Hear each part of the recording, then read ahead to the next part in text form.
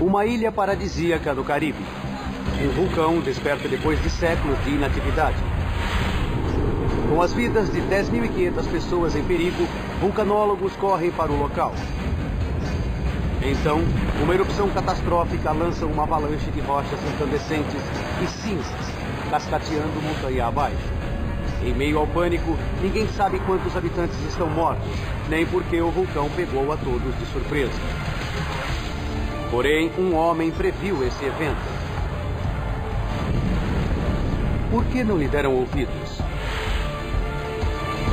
Desastres não acontecem por acaso. Eles são uma cadeia de eventos inevitáveis. Descubram as pistas e acompanhem a contagem dos segundos fatais antes do desastre. Segundos fatais.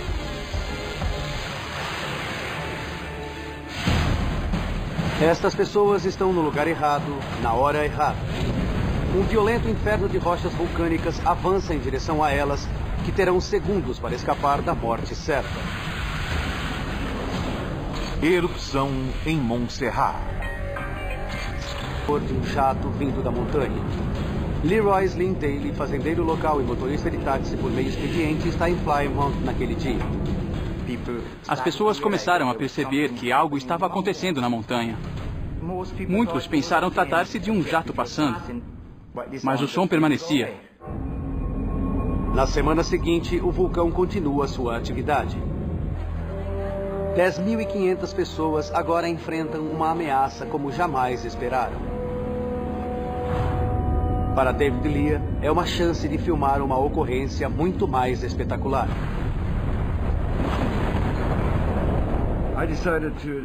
Eu decidi documentar o vulcão porque acabara de tirar uma licença depois de 10 anos muito movimentados. Não havia nada para fazer e eu tinha uma boa câmera. E o vulcão entrou em erupção. Mal sabia que isso viria a ser uma vocação. Enquanto a notícia da atividade vulcânica se espalha pelo mundo, cientistas chegam à ilha. O evento lhes proporciona a chance única de observar um vulcão voltando à vida após séculos de inatividade. Entre eles, há um recém-formado pela Universidade do Estado de Indiana. O vulcanólogo Robbie Watts considera a viagem uma oportunidade inigualável. Meu sonho é observar um vulcão em atividade. É incrível. É a natureza agindo. Os cientistas imediatamente montam um observatório temporário em Plymouth e instalam 9 sismógrafos ao redor do vulcão. Esses instrumentos irão registrar com precisão a hora, a duração e a intensidade de terremotos sob a montanha. Os dados são transmitidos ao observatório e registrados 24 horas por dia, montados sobre 4 tambores rotativos. O sistema proporciona aos cientistas um vislumbre perturbador do interior da Soufrière. Eles deduzem que o som ensurdecedor do dia 18 de julho foi uma coisa chamada erupção freática, originada em uma parte de uma velha cratera conhecida por Castle Peak. O lençol freático, superaquecido pelo magma que aumenta no interior do vulcão, evapora, criando uma tremenda pressão no vapor que irrompe, rugindo como o motor de um jato através das fraturas da rocha. A equipe observa o equipamento e espera o vulcão voltar à vida.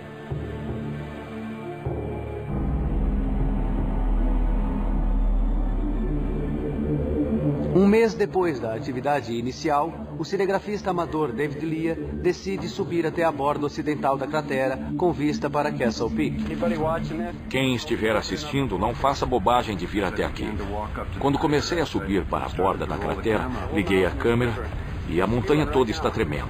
Está vomitando neste momento. Enquanto ando pelo que um dia foi uma floresta tropical, a erupção freática estava acontecendo. Foi incrível, pedras e seixos caindo. A montanha rugindo e eu não sabia se ela ia explodir. Não havia dúvida. Lá embaixo havia magma que queria sair.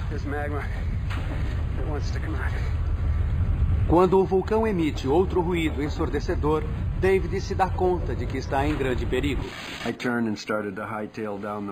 Eu comecei a descer a montanha.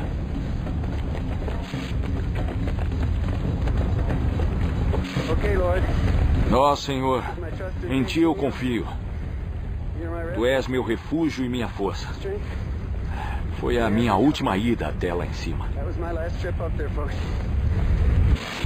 Fica claro para David que seu lar adotivo revelou um caráter novo e perigoso. Pareço assustado? Deixa eu pôr em alto. E agora? Eu ainda não saí daqui. Desci apenas uns 200 metros. Se acontecesse, eu não teria chance. O topo da montanha estava tremendo. E sob o nosso pé também. Dá para sentir a força em seu interior vibrando, querendo sair.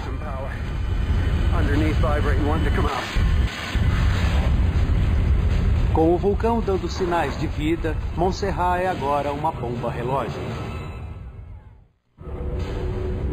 A lava incandescente na profundidade da câmara de magma está aumentando dentro da montanha Soufrière, na ilha de Montserrat.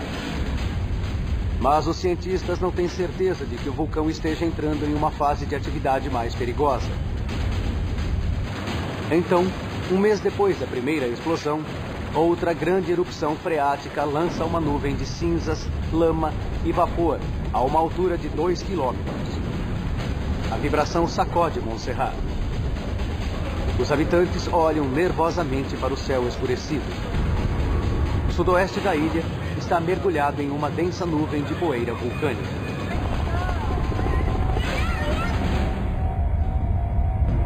Meia hora mais tarde, a nuvem escura de cinzas clareia. O sol, aparecendo, revela um estranho cenário.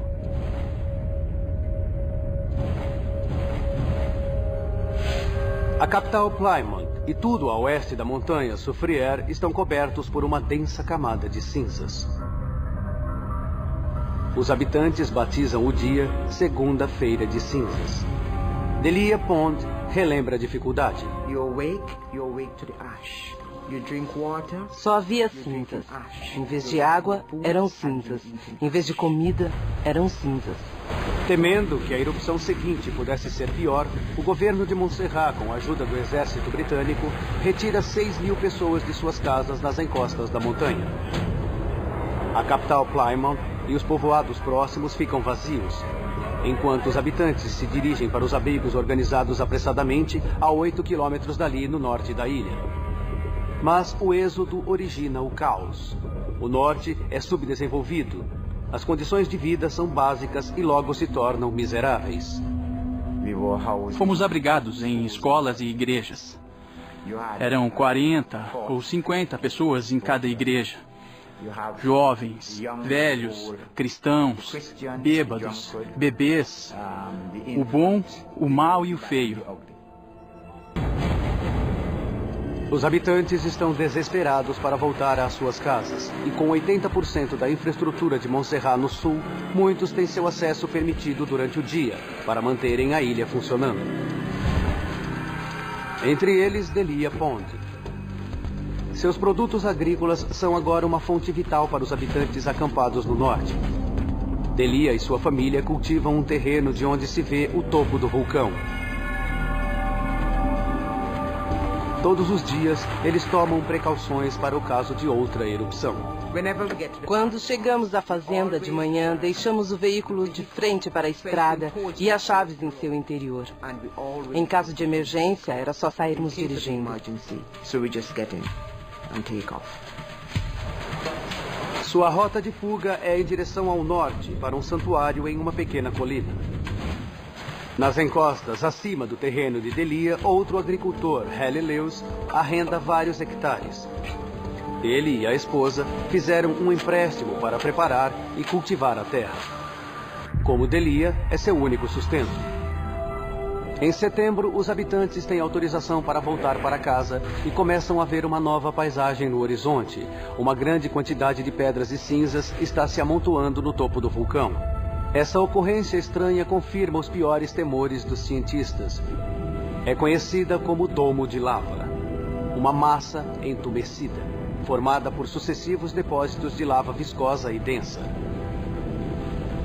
Se os lados desse domo de lava desabarem, um coquetel mortífero de rochas incandescentes e cinzas descerá pela montanha no que é chamado de fluxo piroclástico.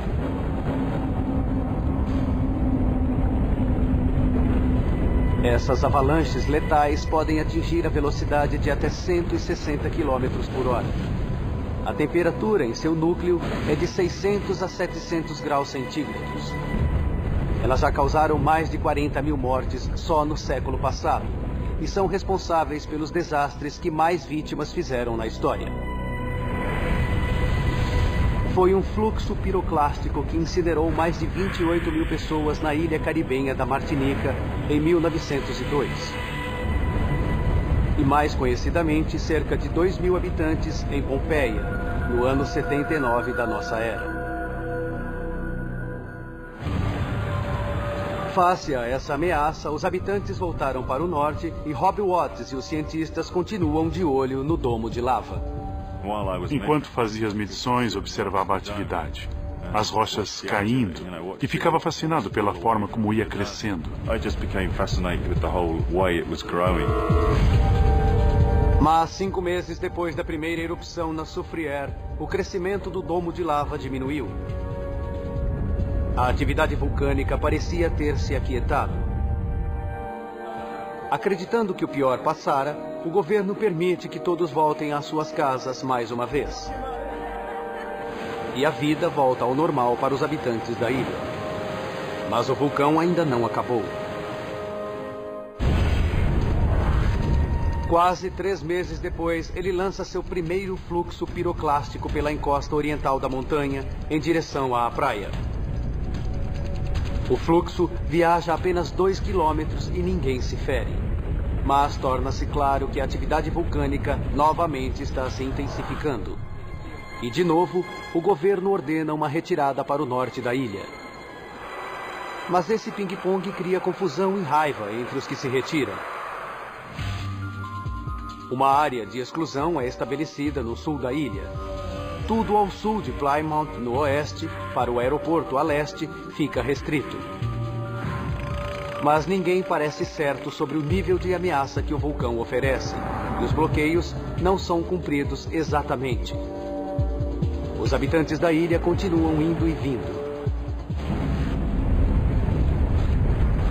Então, a ilha sofre sua primeira erupção magmática explosiva.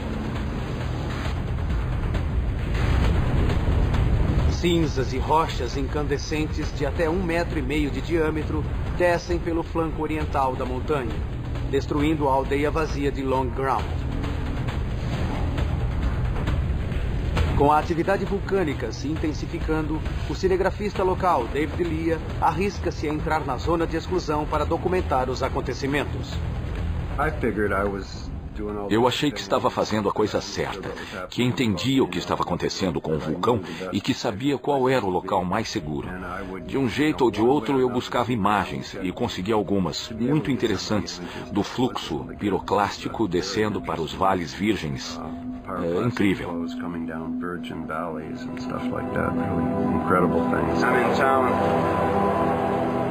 Mas essa bravura logo o colocou em grande perigo. Ao se dirigir de Plymouth para o norte, o vulcão entra em violenta erupção. Quando olhei para cima, vi uma imensa nuvem negra no céu. A explosão envolve o lado sudoeste da ilha em uma nuvem de cinzas e lama. Em questão de segundos, o dia se torna noite. Escuridão total, com raios e trovões por todo lado, caindo nas estradas, nas árvores, nas casas. Nunca temi tanto pela minha vida. É meio-dia. Ninguém acreditaria. Não se enxerga nada. Nada mesmo. Estamos acuados. Seria bom sair vivo desta área.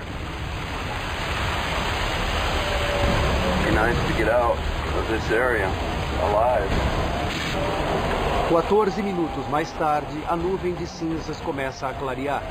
Foi uma fuga com sorte para David. Mas o vulcão ainda não terminou. Ele está preparando uma explosão com força esmagadora que destruirá esta ilha paradisíaca. Durante quase 2 anos, a atividade vulcânica na ilha caribenha de Montserrat vem aumentando. Os cientistas percebem que essa oportunidade única de observar a intensificação da atividade de perto está diminuindo. Com o aumento da pressão, a British Geological Survey envia um novo membro da equipe. A vulcanóloga Sue Laughlin, com pós-graduação na Universidade de Durham, na Inglaterra, chega para monitorar a situação.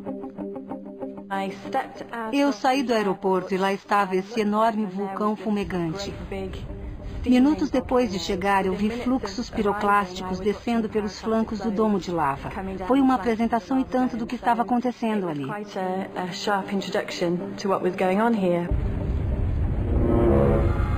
O domo de lava desenvolveu uma agulha e tornou-se altamente instável. O magma está se acumulando próximo à cratera. Os cientistas instalam instrumentos chamados tiltmeters nas encostas do vulcão. Isso possibilita a equipe acompanhar as mais leves mudanças no tamanho e na expansão da montanha. À medida em que aumenta a pressão do magma que sobe, o domo de lava cresce. Quando a pressão diminui, o domo se contrai. A equipe agora sabe que é provável haver um fluxo piroclástico quando o domo começar a diminuir. Em meados de 1997, com o observatório permanente situado ao norte do vulcão, os cientistas calculam que esse ciclo está aumentando em atividade, de uma vez a cada 20 horas para uma vez a cada 8 até 12 horas. Está claro para a equipe que o Soufrière está preparando um clímax. No dia 25 de junho, às 3 horas da manhã, os sismógrafos do observatório ganham vida.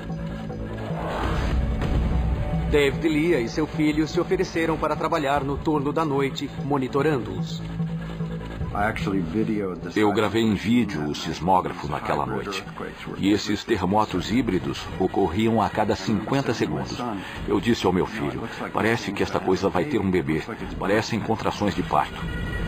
Uma nova injeção do magma derretido no interior do vulcão está subindo rapidamente pela câmara, colocando o domo de lava sob grande pressão.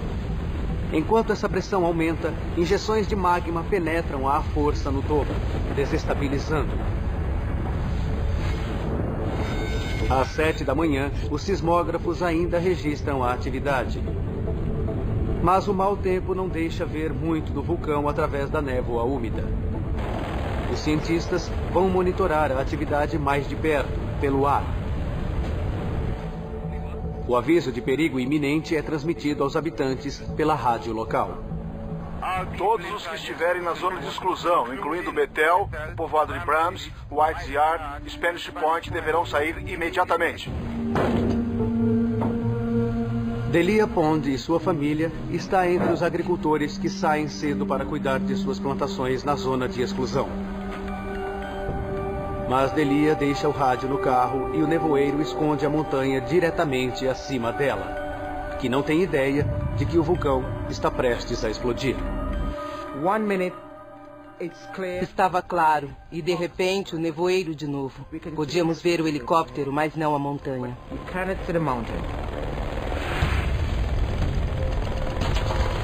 Próximo ao terreno de Delia, Harry Lewis e a família também cuidam do solo. Ao meio-dia e 45, os sismógrafos no observatório registram um tremor contínuo. Sirenes são tocadas em Plymouth e a estação de rádio local começa a informar o desenrolar da situação. O magma subindo rapidamente dentro do vulcão faz expandir o domo de lava para o seu ponto de ruptura.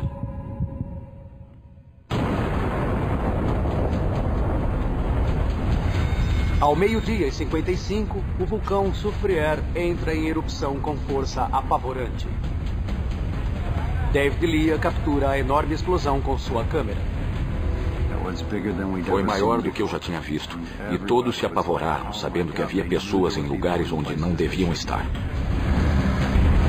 A erupção lança uma avalanche de gás superaquecido e rochas cascateando para um vale nas encostas do norte. Ela segue em direção aos agricultores que ainda estão no campo. Enquanto Delia e sua família se preparam para ir embora, ela abre o portão e vê a avalanche branca e quente descendo em direção a eles. Quando abri o portão, já era rotina olhar para a montanha. E eu vi a montanha descendo na nossa direção.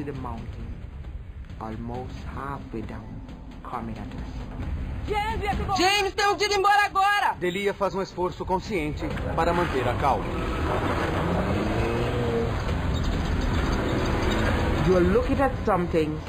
Você vê o perigo se aproximando. Não acho sensato alarmar ninguém, porque pode gerar pânico. E seu marido James entra em pânico e imediatamente vira para a esquerda, descendo a colina. O vulcão ganha terreno e James luta com o câmbio. Ele não conseguia engatar a ré. Eles têm poucos segundos para chegar ao alto. Eu dizia, não entre em pânico, não se apresse. E contava, 1, 2, 3, ré.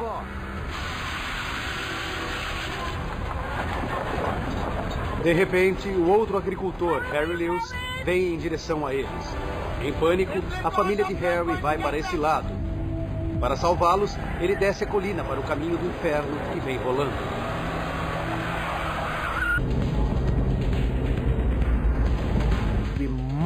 Temos de sair daqui rápido.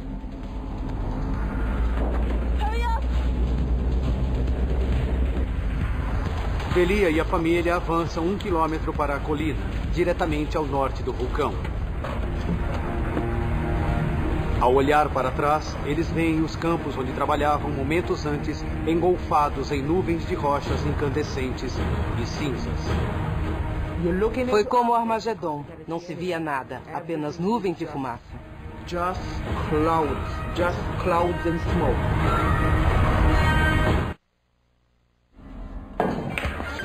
No povoado de Harris, 3 quilômetros a nordeste do Soufrière, o motorista de táxi Slim Daly joga sinuca em um armazém.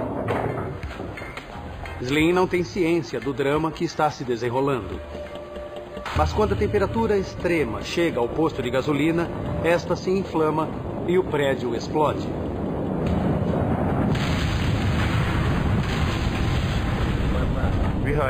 Ouvimos o barulho e imediatamente percebi que alguma coisa estava errada. Slim vê a avalanche descendo a montanha. Ele corre para o carro e se dirige para um lugar mais alto. A escuridão estava chegando à estrada à minha frente e comecei a sentir o calor. Fiquei assustado, não apavorado, assustado.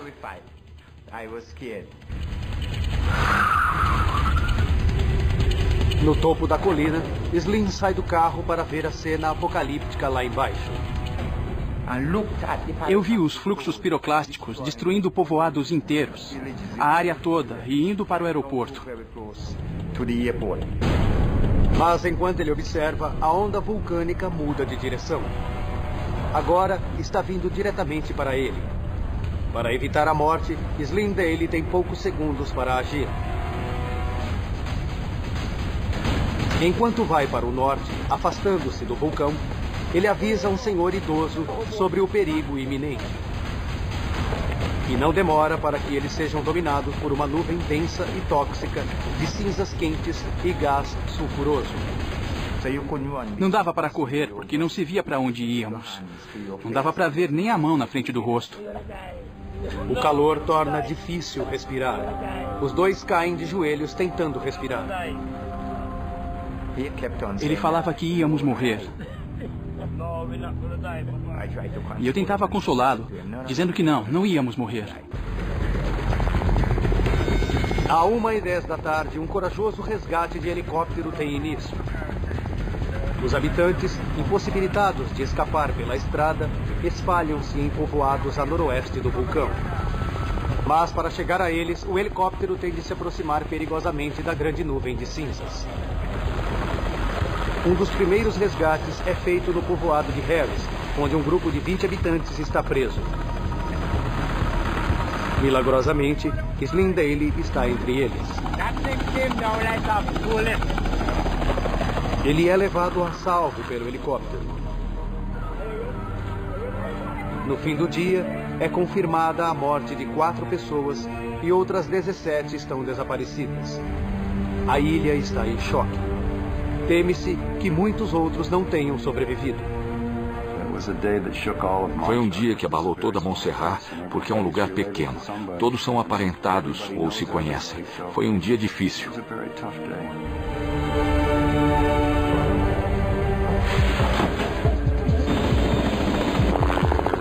Imediatamente após, uma equipe de cientistas do observatório estuda por que o vulcão entrou em erupção com tamanha força letal. Começam por ouvir os depoimentos das testemunhas. Eles recolhem todo o material fotográfico e começam a conferir dados gravados em seus instrumentos. Sua esperança é montar uma sequência detalhada dos eventos daquele dia. As testemunhas fornecem um quadro inquietante. Eu a vi se aproximando, se espalhando. Apesar de cientes dos perigos, o fluxo piroclástico pega de surpresa os moradores na zona de exclusão. Sua rapidez e suas proporções foram devastadoras. Vindo em sua direção, parecem grandes ondas de tempestade, mas que se espalham cada vez mais para longe. A combinação dos dados gravados no observatório com as evidências fotográficas e os depoimentos das testemunhas apontam para uma complexa sequência de explosões que criaram não um, mas 3 fluxos piroclásticos, cada qual aumentando em velocidade e intensidade. 4 dias depois da erupção, diminuindo a atividade do vulcão, a equipe tem o seu primeiro vislumbre da cratera. Embora ainda seja perigoso, eles sobrevoam o topo da montanha. O que vem confirma suas suspeitas. O domo de lava desabou sobre a parede norte da cratera para um vale chamado Mosquito Gulch. O material lançado cobriu 4 quilômetros quadrados de terra, deixando o norte e o leste da montanha Soufrière um deserto. Também fica claro que o terceiro e último fluxo piroclástico foi o mais rápido e se espalhou mais do que os outros 2. No total, incinerou 150 casas. Utilizando uma gravação de vídeo e os dados registrados nos sismógrafos, a equipe calcula que o terceiro fluxo chegou à velocidade de 128 km por hora. O que deixaria pouco tempo de fuga aos moradores que tiveram o azar de estar em seu caminho. Para confirmar essa teoria, a equipe precisa estar no solo. Mas a zona de resgate ainda oferece muito perigo para quem entrar ali. Eles precisam esperar que as cinzas e as rochas esfriem. No observatório, eles analisam dados dos tilt meters, que acompanhavam mudanças nos ciclos de inflação e deflação do vulcão. Eles fornecem uma visão extraordinária. Pouco antes da erupção, o domo de lava expandiu-se maciçamente, inchando sobre a borda norte da cratera. Então, entre 12h40 e 12h50, o vulcão iniciou uma rápida deflação. Isso desestabilizou a camada exterior do domo. Ao 12h57, ela desabou sobre a parede norte da cratera, criando o primeiro fluxo piroclástico que cascateou sobre Mosquito Gulch. Quase 3 minutos mais tarde, mais material vulcânico, desta vez do interior do domo de lava, foi lançado, e uma segunda avalanche, maior, desceu rugindo para o vale. Então, à 1h08 da tarde, a terceira e mais perigosa erupção lançou uma coluna de cinzas a mais de 13.500 metros. Um coquetel de detritos incandescentes desceu pela encosta norte da montanha. Foi a atividade vulcânica mais violenta na ilha em séculos. O terceiro fluxo piroclástico foi o maior, o mais forte e o mais rápido. Ele se estendeu por 7 quilômetros do vulcão, espalhando-se pela planície da costa, queimando casas. Vários dias depois da erupção, a equipe calcula ser seguro ir a pé até a área do desastre. Por precaução, eles usam roupas especiais. Grande parte do solo ainda está extremamente quente. Mas, estudando a cicatriz deixada no domo de lava e mapeando o volume do fluxo na zona do desastre, os cientistas calculam que cerca de 6 milhões e 400 mil metros cúbicos de lava foram lançados do vulcão. É o suficiente para encher o Coliseu de Roma 5 vezes e meia. O cenário parece uma moderna Pompeia. A temperatura do fluxo passava dos 600 graus centígrados.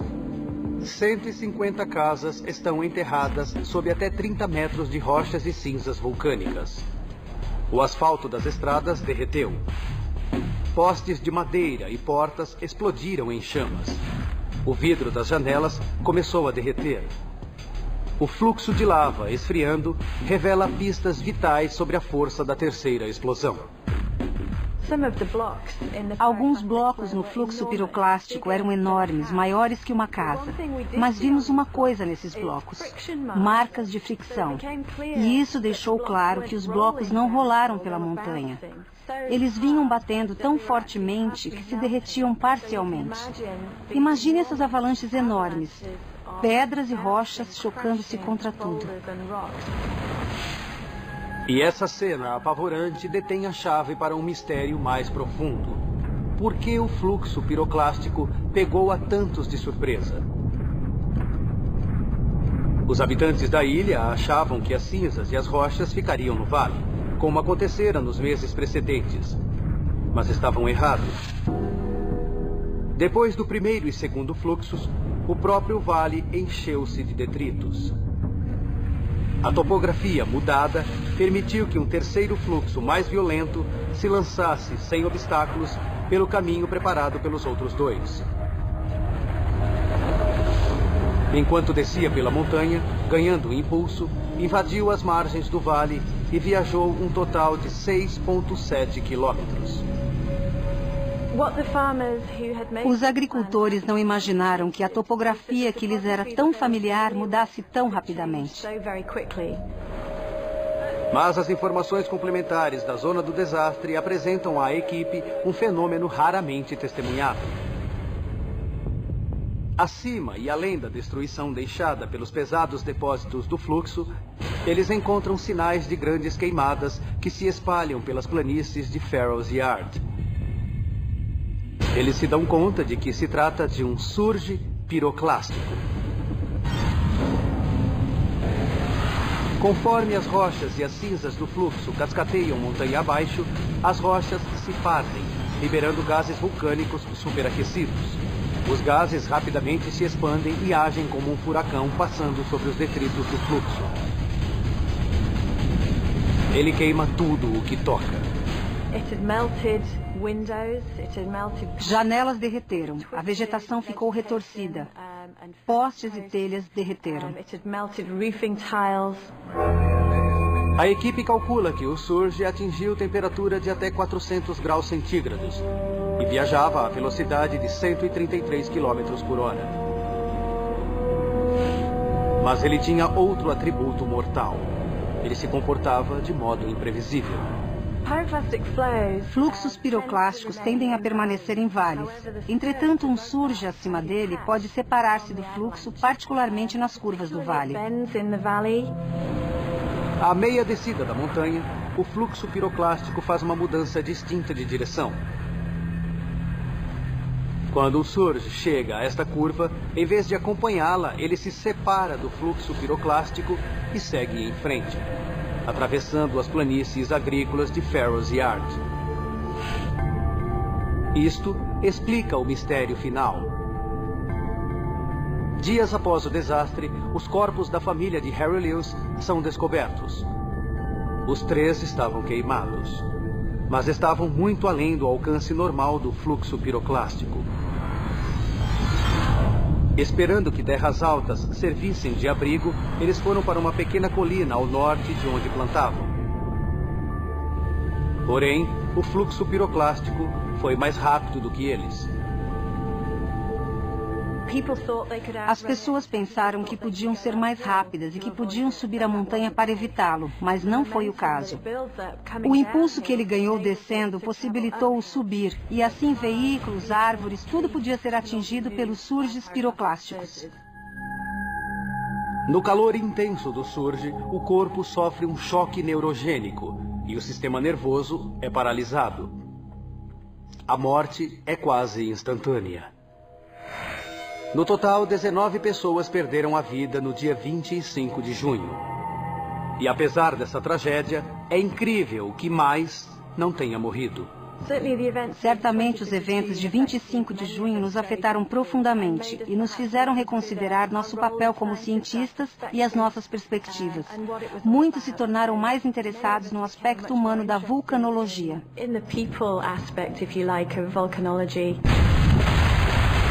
As proporções da erupção e a devastação causada pelos fluxos piroclásticos pegaram os habitantes da ilha de surpresa.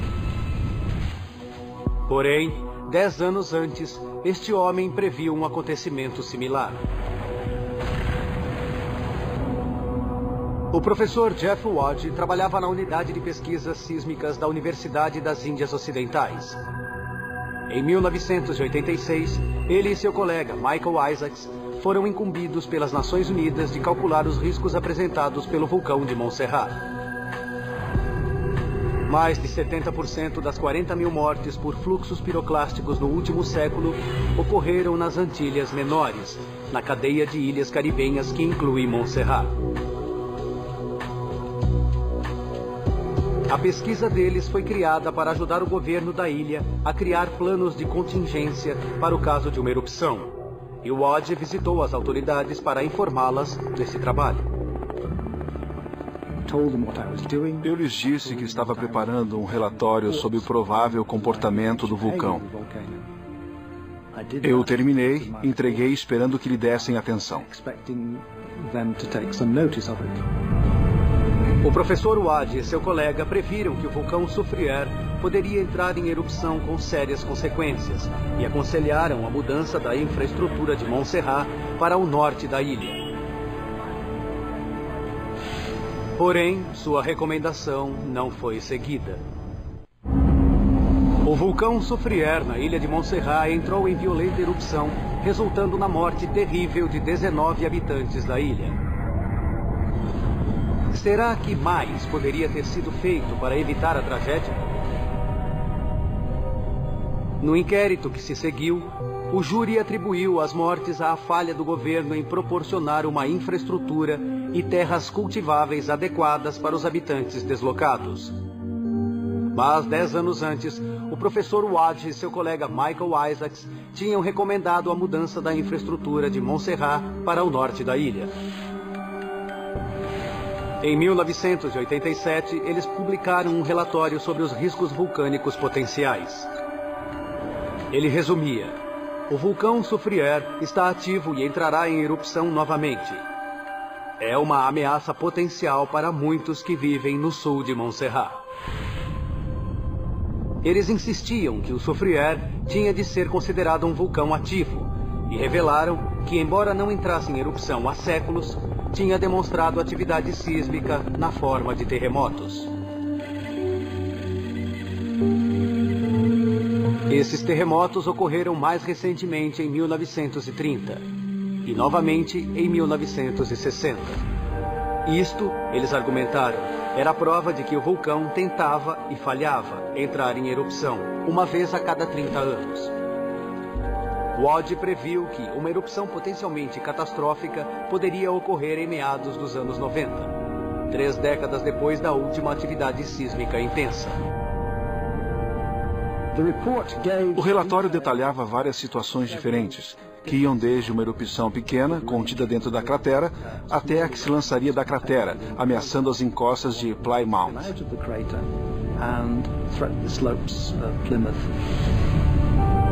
Porém, a previsão de erupções vulcânicas é uma ciência imperfeita. E o Wad pôde apenas oferecer 1% de chance no próximo século, à sua previsão.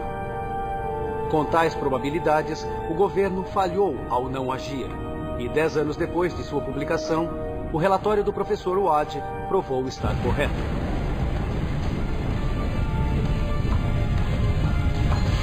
Hoje, revendo os eventos daquele dia fatídico, podemos explicar por que 19 habitantes da ilha morreram.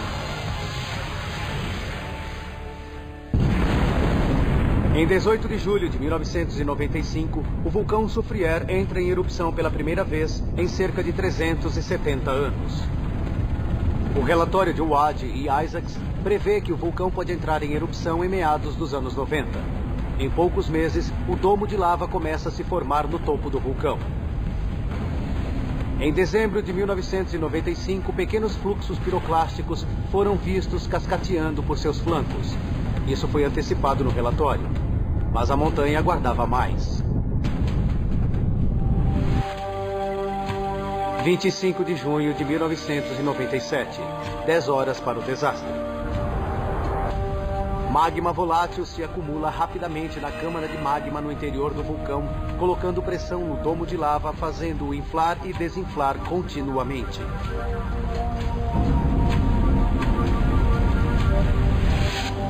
Sete horas para o desastre. Agricultores locais, incluindo Delia Pond e sua família, vão para a zona de exclusão. 11 minutos para o desastre. Ocorre a primeira erupção vulcânica. A parte exterior do domo de lava desaba e um fluxo piroclástico cascateia sobre a parede norte da cratera. 8 minutos para o desastre. Uma segunda erupção ocorre e uma avalanche maior de rochas e cinzas desce para o mesmo vale. Então, à 1h08 da tarde, uma terceira e poderosa erupção lança material volátil para baixo. Ela se derrama sobre as paredes do vale na velocidade de 128 km por hora. Um surge piroclástico se separa do fluxo e se espalha pelas terras cultiváveis, varrendo 3 povoados e matando 7 pessoas.